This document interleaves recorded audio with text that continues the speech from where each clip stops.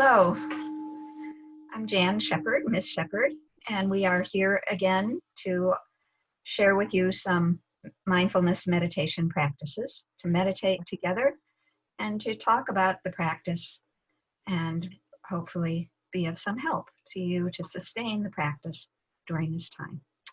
Today for us is June 5th, 2020, just so you know when we are recording it, because I'm not sure when you'll be hearing it. So with that, the people with me will say hello to you as well. Hi, I'm Mr. Cresswell. Delighted to be able to send you this again. And as Ms. Shepherd said, hoping that this can be of help as you're using this practice to help become calmer and to suffer less. And I'm Mr. Keogh, and I also am glad to be able to have a situation where you're able to view us. We come into the prisons for group, and hopefully that'll begin pretty soon again. But in the meantime, this is the best we can do. So let me just give you a brief overview of what we're going to do today. So it will run similarly to what we've done in the past. We'll have a guided meditation first. Following that, I'll make some reflections. Then we'll hear from Mr. Keogh and Mr. Cresswell as well. We'll do another short meditation, and then we'll have a closing. And so we'll begin with a guided meditation. So we hope that viewers will actually try this out.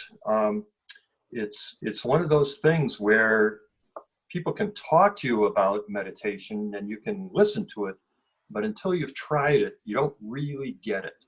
So this will be a pretty short experimental little experience for you if you haven't meditated before. And for people who have been in the groups and who know what we're doing, it's a time to kind of get back in the groove. So we'll begin with a bell as we typically do. You don't need a bell in your living space, but it's nice to have it start like this.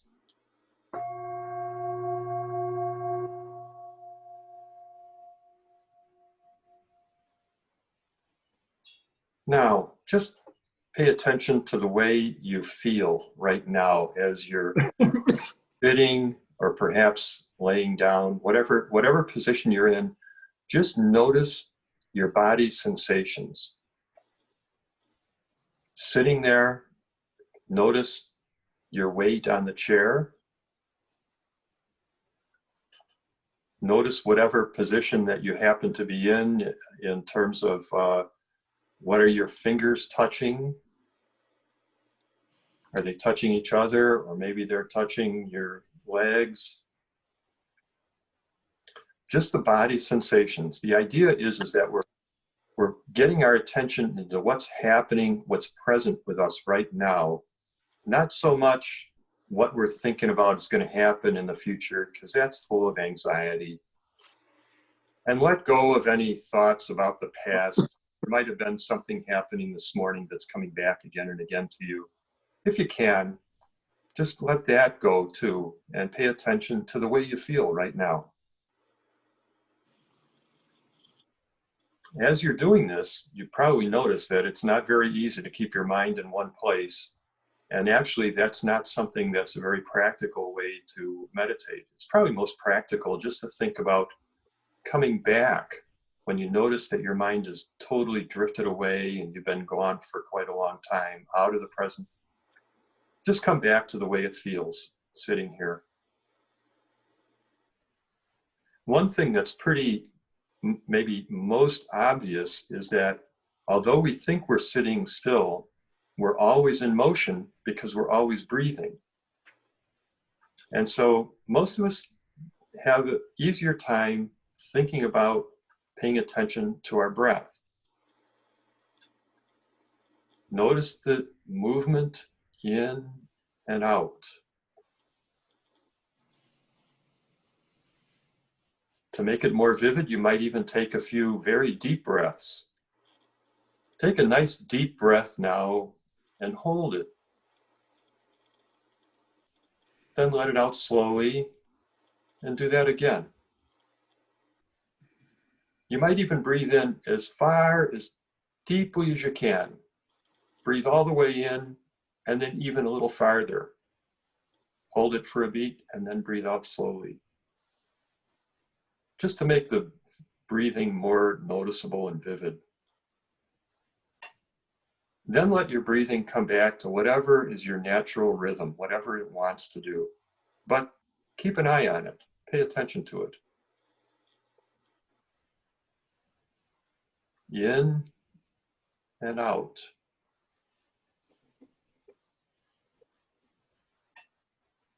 Be a little curious about what you're feeling with that breath. Notice there is a little pause where there's no motion right at the end of the exhale. And notice all those slight little things that are happening as you breathe.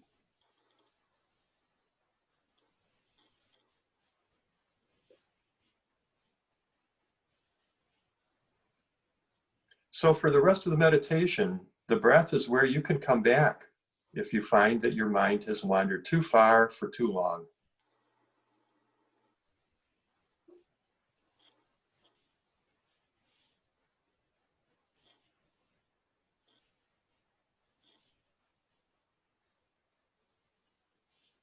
You know, there are other body sensations that you might be noticing.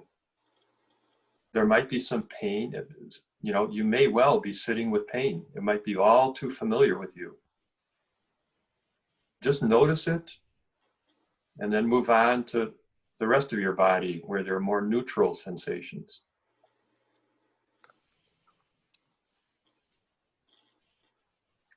So this meditation is not about denying anything that happens, but also we don't want to dwell on unpleasant things either. We just kind of let them happen and move on. We just let be whatever is.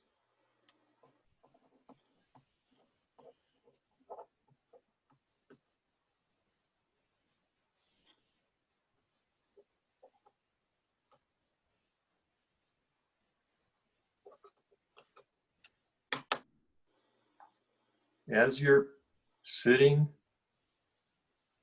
you might pay attention to your shoulders. Let your shoulders relax. We often hold tightness and tension. Right now, hopefully, there's no need to be tense where you are. Same thing with the face and the jaw. Let your jaw release.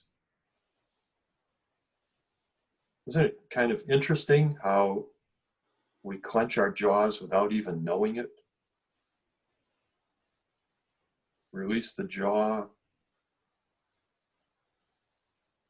In the face, around the eyes, there are dozens of tiny muscles around the outsides of our eyes and in our cheeks. Let the face relax, if you can. You don't have to make something happen. We're just kind of, if we notice it and we can release it, there's no need to have it tense.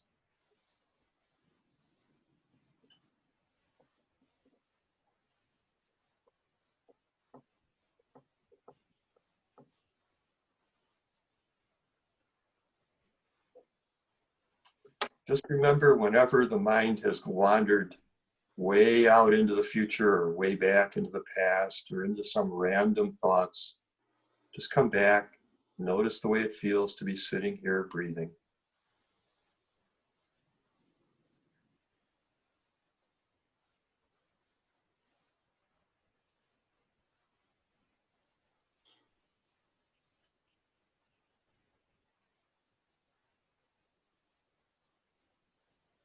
Sometimes it's helpful to count the breaths to kind of keep the mind away from aggravating thoughts.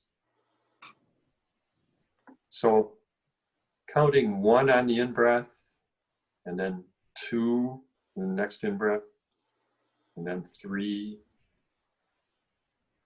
and then 4, then back to 1,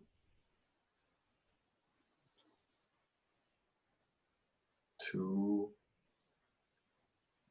3, 4, back to 1.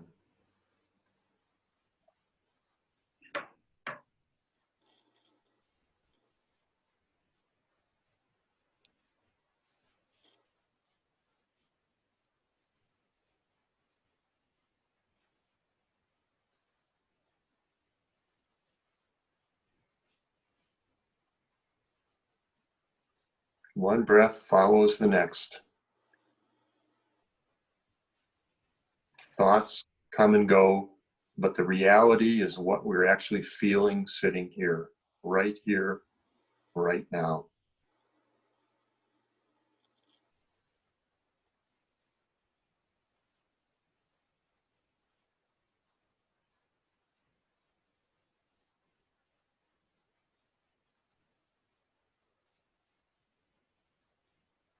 So we'll do this for a few more breaths, and then I'll ring the bell to close. And in these last breaths, see if you can follow the entire cycle of in, out,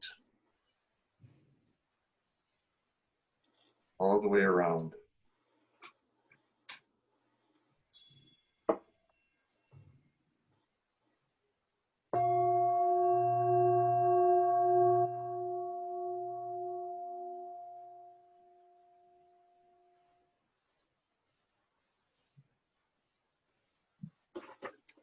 So that was a taste of meditating. We hope that people will do that. There's no big trick to it, but it's not easy either. So hope that you'll be doing this every day on your own. Back to you, Ms. Shepherd. Okay. Thank you, Mr. Keogh. That was a wonderful practice time and excellent instructions. What I thought I would share a little bit about is how do we hold these instructions? You may have read all kinds of books on meditation. There are many, many out. And sometimes the instructions can be so helpful and so clear. But in addition to instructions, we need to reflect upon or consider how is it we are holding those instructions? What is our relationship with the practice itself, with the meditation? So what I'm suggesting is that we also notice with our mindfulness the attitude and the effort, the quality of the effort that we are putting forth during our meditation. Because what we are aiming for is a quality of effort that is balanced, that is even, not effort that is so tight that we get tense and discouraged and frustrated, but not effort that is so loose that we just sort of either fall asleep, doze off, or just lose any motivation and decide, forget this. So that's not, as is with everything in the meditation, that is a simple instruction, but not easy. So this idea of balanced effort requires that we pay attention to what sort of, that we begin to know ourselves, as everything about the meditation is helping us do, to reflect upon what sort of effort or what's characteristic of the way I actually put forth effort. For many people, it's very characteristic that they put forth effort in a very pushy, demanding, type A way. Some people put forth effort, usually in many things, in a sort of laid back, kind of hands off, veering into lazy way. So the problem is that neither of those are helpful. It's not helpful to push so hard that we get ourselves tense and upset and frustrated. It's not helpful to release any effort to the extent that we give up or we're just not engaged. we're trying to find that spot in the middle where we are present, but not upset and tense, nor absent and unengaged, where we are just there. And when we can find that sweet spot, the mind settles. So there are many images that can be used around this to help us understand. And it's all about our relationship to the breath. It's like we are in relationship to our own breath. Just as when we are talking with a friend, we are in relationship with a friend. When we are talking with our breath, when we are connecting with our breath and our body, we are in relationship to our breath and our body. And so we're trying to figure out, how do I put forth the right sort of effort for that relationship? So one image that might be helpful is to think about it as if you were holding a wet bar of soap. Now, if you're holding a wet bar of soap and you hold it too tightly, that's too much effort. What happens, of course, is that it flies out, right? You squeeze your hand too tight, boop, soap disappears.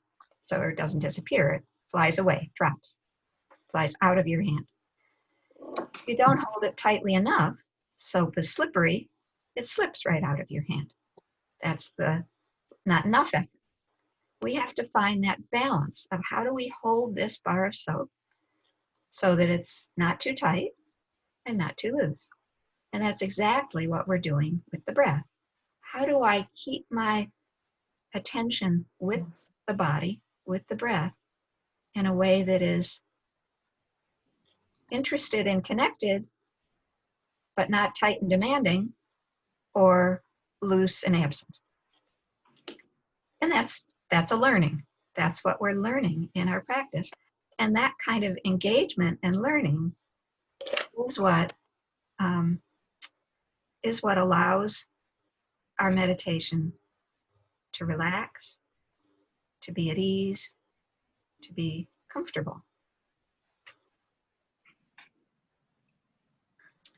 Another image that maybe is similar, but just another image that might be helpful for you, is to think of holding a little tiny bird in your hand.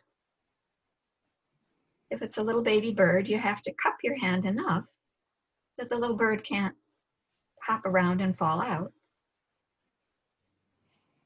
But you can't cup it so tightly that you hurt the tiny little fragile bird. So cupping too tightly and hurting the little fragile bird is too much effort. Just leaving your hand open and not paying attention to what the bird is doing is too little effort. You need to stay connected to what is the amount of effort that that little bird needs. And of course it will change, right? There'll be moments when the little bird, maybe he'll settle down and be quite still, then your hand could relax a little more. Or if he gets quite active, your hand might need to cup up a little bit more. And that too is the same with our breath. It will change. We need to stay, the reason we practice our mindfulness is to consistently stay present with what's needed right now. What is the appropriate amount of effort right now? And right now, and right now, because it will change. So thinking about your practice in terms of learning your own tendencies of efforting, learning how to relax and back off if your tendency of efforting is very tight and pushy, learning how to pay more close attention if your tendency is a bit more loose. And just becoming familiar with your own tendency for efforting is actually an important learning as well. The other thing I want to mention is this whole idea of what really is effort. That often we think about effort as a push, as trying harder, pushing harder. But rather than thinking about effort in that way, it's useful to think about effort in terms of what is the quality of mind that I'm bringing forth? Am I bringing forth a quality of mind that is helpful, that is kind, that is generous, that is patient? Or am I bringing forth a quality of mind that is demanding, that is critical, that is not kind? So it's not about a level of pushing, a level of effort. It's about the quality and the attitude that we're bringing forth. I think about it in terms of math homework, which was very hard for me. That if I sat down to my math homework just hating it, waiting for it to end, thinking about how I didn't understand it and I didn't know what to do and I hated it and how long more was it going to be until I got it done. There was a lot of effort there, but it wasn't helpful effort. It wasn't getting the homework done. But if I sat down to the math homework and said, this is hard for me, don't understand it very well, I know it is intended to be of use. How can I work with this moment by moment, bringing my best quality of mind to this one question right now, without adding all of that resistance and anger and irritation? Then the homework can get done. So it wasn't that I needed to try harder, because when I tried harder, I got more and more upset.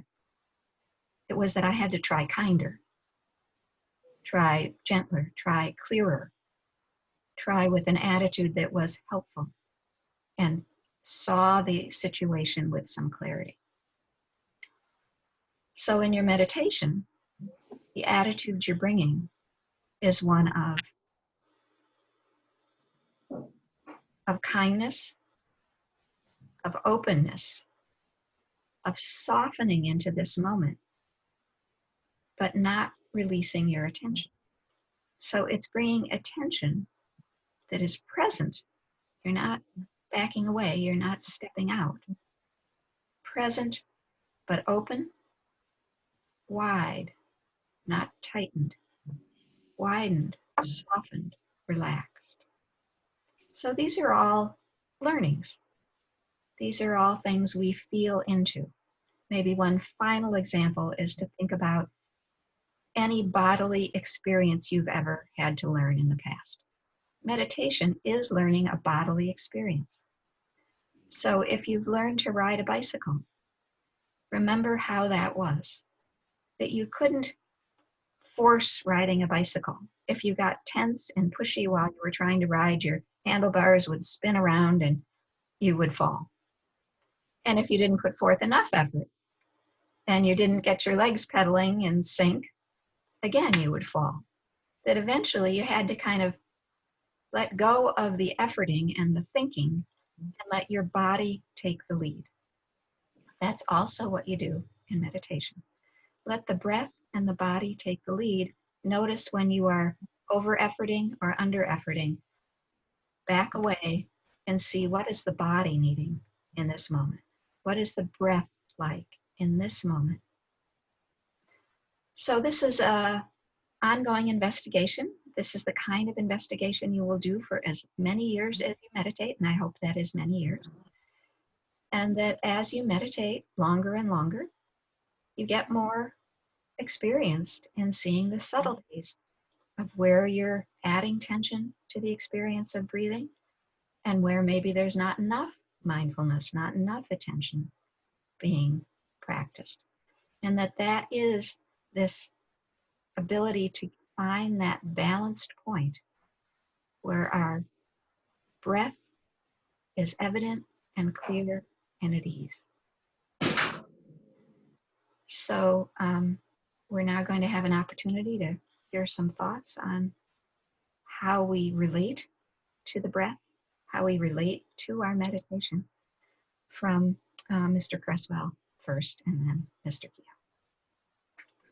Thank you, Ms. Shepherd. The attitude that we bring to the meditation is really very important. We want to bring an attitude of goodwill and compassion toward ourselves and toward others. This is going to lay the foundation for the effort then that we put forth when we're meditating. And self-compassion means recognizing the things that are causing us dissatisfaction and suffering, and recognizing that we can't help but respond to those. And that's something to recognize, not just when sitting, but at other times during the day. You folks certainly experience suffering. The inevitable sufferings of incarceration, the fear now, first of the illness that we know can rush through the prisons, and for those who are maybe going to be released soon, fear about what kind of economy is going to be out there. How am I going to make a living? And finally, the outrage that we feel about the police killing up in Twin Cities, and more in general, just how the police misuse their power with poor and minority communities. So accepting that this is happening and that we are affected by it, and having compassion, bringing this into a feeling level and having compassion, gives us a right attitude for when we're going to sit down and practice. And it's an attitude to continue to have while we're practicing, while we're doing the sitting meditation, is to recognize that with the effort we put in, there's still going to be coming in some resentments and other feelings. And to do the opposite of beating ourselves up for the fact that those come in, but to recognize I'm human, it's understandable that I'm having these feelings. And then when we get to the right effort, kind of consistent with what Ms. Shepherd has talked about, right effort means trying hard when it's appropriate to try hard, and try soft when we can try soft. And by trying soft, I mean a consistent effort that is very gentle effort, but powerful because it's consistent.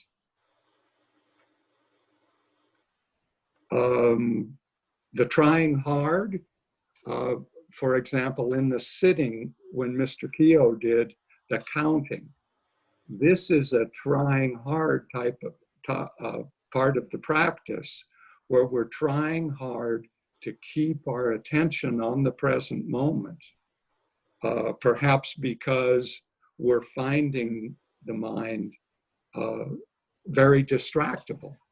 So we try hard with the counting, keeping our attention on the present moment. When we feel more stable in the present moment, we can try soft by really emphasizing what it is that we're feeling in the body. How is that feeling, and can we relax around that feeling in the body? And then the mind may take off on all kinds of tangents, and we need to come back to trying harder. Uh, what, all of the time, however, we want the consistent effort. Moment by moment, consistent effort as best we can. And this can be aided by having an erect posture so as to keep the mind alert as opposed to drowsy and apt to wander. And then within that erect posture, to relax the body. Relaxing the body is the body equivalent of the soft effort and brings in the self-compassion, where we recognize that this body really deserves to feel relaxed and to experience that relaxation at a feeling level so as to draw the attention in further away from the wandering mind. So our attitude that we bring of compassion for ourselves and for others, and the effort that we bring, which varies by what's happening in our mind, by how easy it is to come into the relaxed body, to how easy it is to do the trying, the consistent trying soft, and being okay when it is time to try hard and to really put forth some harder effort to keep the mind on the present moment. And it's really an art that we develop over time of using our attitude 24/7 and using our effort in a intelligent and compassionate way when we're doing our sitting. And I'm interested now in what Mr. Keel has to add to this. Thanks, Mr. Cresswell and Ms. Shepherd. Mr. Cresswell used that word consistent and consistent and persistent. And so what do they mean? So, when I use the word consistent or persistent, what I'm talking about is that I'm keeping at it. It doesn't reflect how hard I'm working. It's only that I'm keeping at it, that I'm coming back again and again. When I gave that guided meditation a couple times, I said, just come back to the breath, come back to the breath. And so that's consistent. That's like, I'm not giving up, but I'm stumbling quite a bit. I'm losing it. A minute later, my mind is something that happened to me 2 years ago. And whoops, okay. Consistent, persistent means I'm coming back. And I'm not trying to lock my mind down. So that working hard thing is a really good, it's really good. That picture, the image that Ms. Shepherd had of holding the bird, I'll tell you, many a time I've squeezed that bird to death.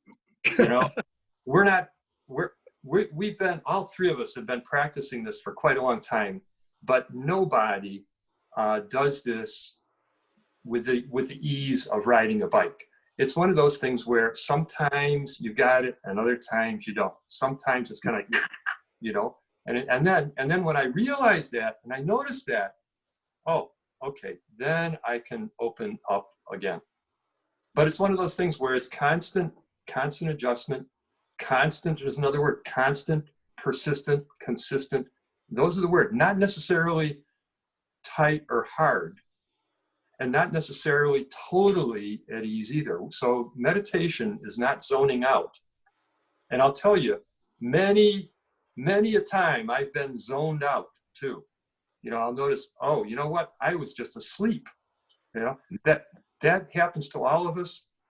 Don't let it bother you. This is not about getting bothered, but it's more like just coming back to it, and it's the practice thing. How many people are 99% free throw shooters? You know, nobody. But the more you practice, your percentage goes up, and that's what this is. So I wanted to come back also to something that Mr. Cresswell said too about.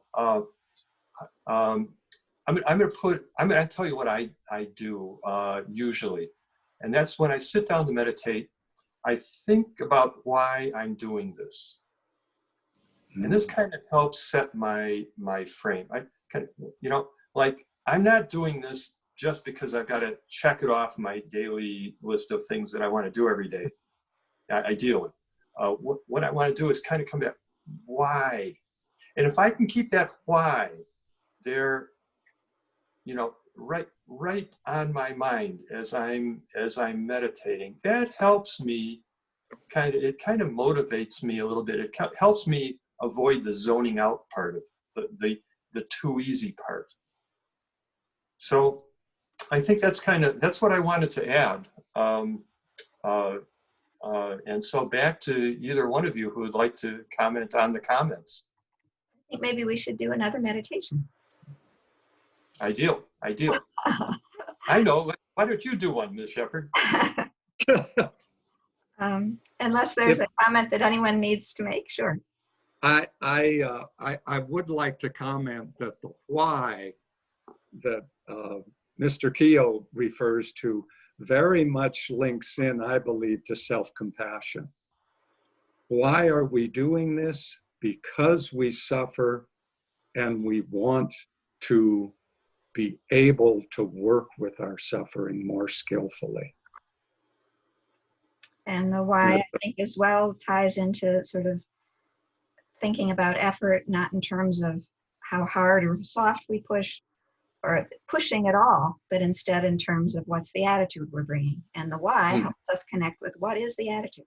That I think, you know, that I could get through math homework if I could remember, I want to graduate from high school. I need this math course to graduate.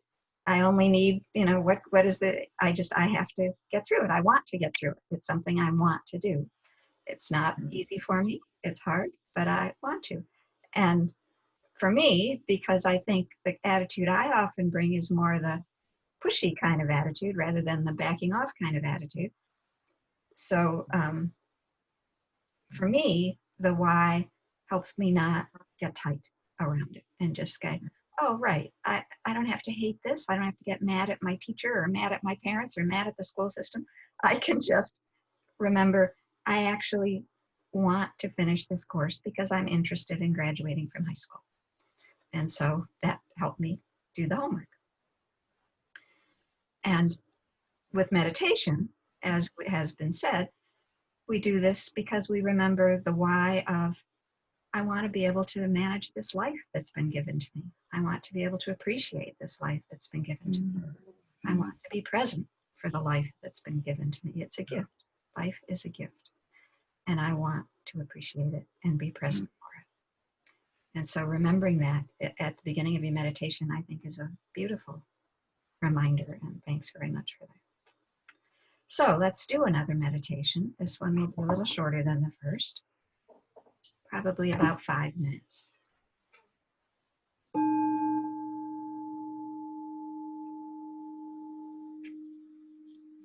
the image up.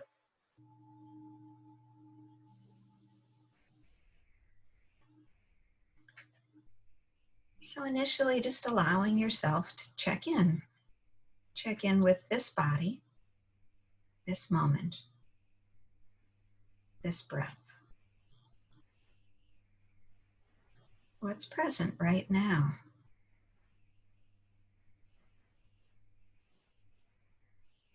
What is the attitude or the tension? Is there tension in the body and the mind? Is the mind a little jumpy, agitated, or is it kind of dull?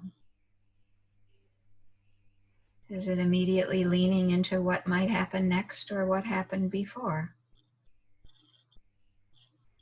And as you notice those things, seeing how you might ease the mind back here into this moment.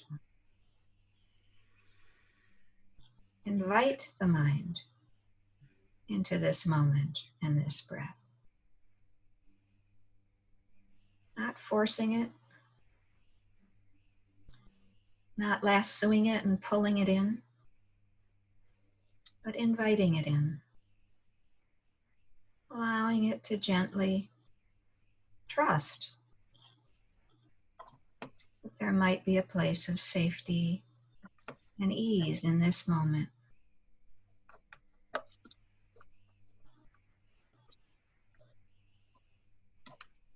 Connecting with the breath, finding, well, where is the breath now that I'm here? Noticing, where is it that you are connected to the breath? Is it in the chest? Is it in the shoulders?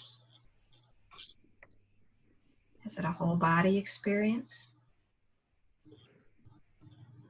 This is the quality of curiosity that we bring.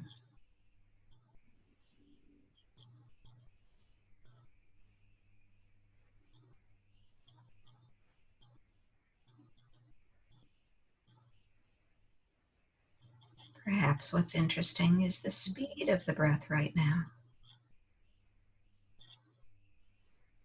Does the breath seem kind of rapid, particularly slow? There's no right way for the breath to be. Instead, we're noticing, what is the breath like? Is the speed of the breath quite steady? Or is it changing?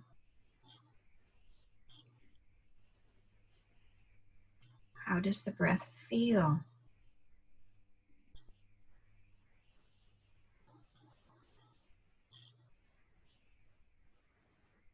Does it feel pleasant in the body? Does it feel easeful?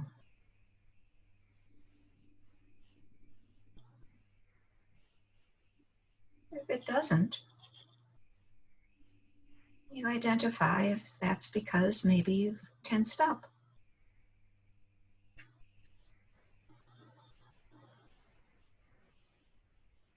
Would it feel better if you maybe breathe slightly deeper or shallower, longer or shorter? What would feel most supportive of this body right now?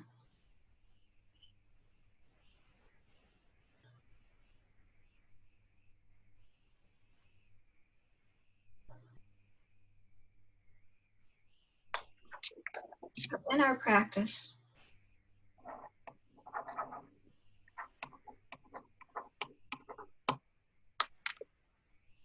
we sometimes think about 3 qualities we can bring to the breath. We want to be mindful of it. We want to be with it, to know, oh, this is the breath. Then we want to be alert. What's happening with the breath? And then we are persistent, as Mr. Keogh talked about. We notice how it changes. We notice if and when the mindfulness disappears.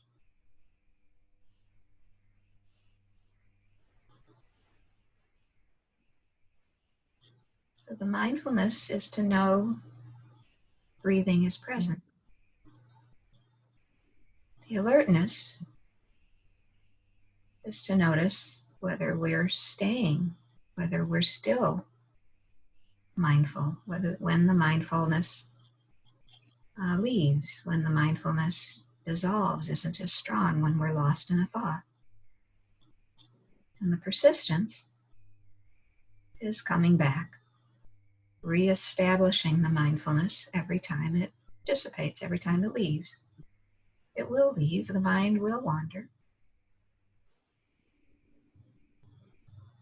but not making that a problem.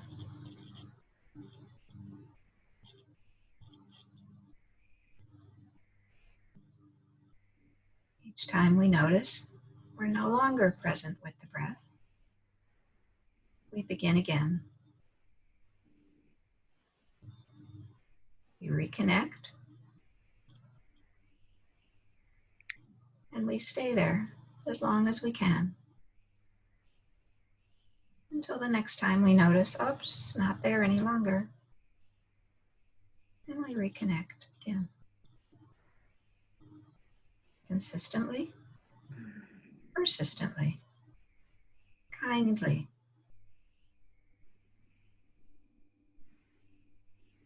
Just like watching that baby bird. Just like keeping hold of that bar of soap in the shower. It just takes a steady attention, not a forced attention, an even, balanced, steady attention. Breathing in, breathing out. Breathing in, breathing out.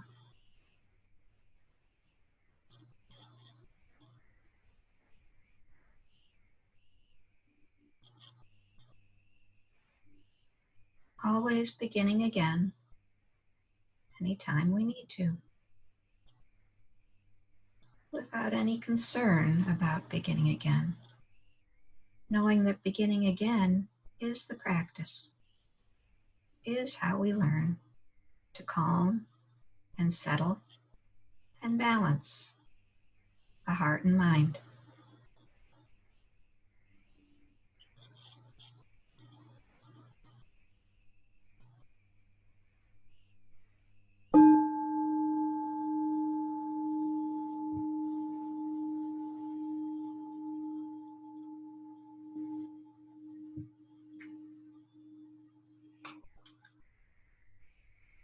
So we are glad to have this opportunity to be with you again. I'll let my colleagues say goodbye, and then we will close the session. Mr. Keogh, you want to begin? Oh, you're muted, Mr. Keogh. I will, now I'm unmuted, I hope. Yes. Just wanted to let you guys know that you're not forgotten, that we are thinking of you. Not only us, but a lot of other people are. Hang in there. Mr. Cresswell? As Mr. Keogh says, you are not forgotten. You are in our hearts. May you be well, and may you be at ease. Thank you. So thank you all. We are really glad to have this chance to hopefully be with you again. And take good care of yourself and each other. And may your meditation be a great comfort and help to you every day of your life. Be well. Bye-bye. Bye.